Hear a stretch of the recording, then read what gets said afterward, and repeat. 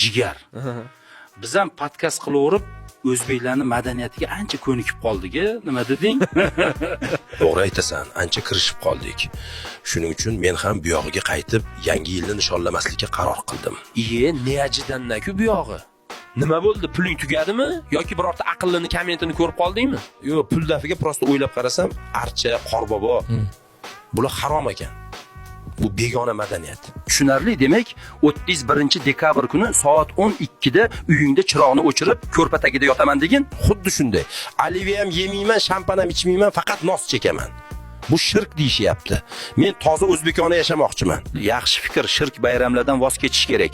Aytgancha, mart oyida Navro'z keladi. Uni nima qilamiz? Uni ham nishonlamaymizmi? Esing joyidami? Navro'z bu milliy bayram-ku.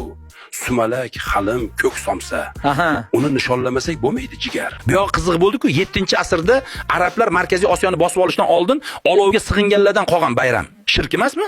Yo'q, sen tushunmading. Bu yerda ikki tomonlama normativ ishlaydi. Ajdodlardan qolganmi? Demak, farqi yo'q, nishonlasa bo'ladi. Shuncha odamga o'xshab podkast qilsak ham, hozirgacha ularning logikasini tushuna olmadik, tan olgin, to'g'rimi? Shuning uchun ham logika deb faylasuflik qilmasdan borib, tinchgina daraxtda banan yeb yuraverishimiz kerak. Sen borib ajdodlardan qolgan udumlarni qilaver, men esa Oliviya yegim kelyapti. Kim haq ekanligini kommentda hal qilib olishadi o'zlari.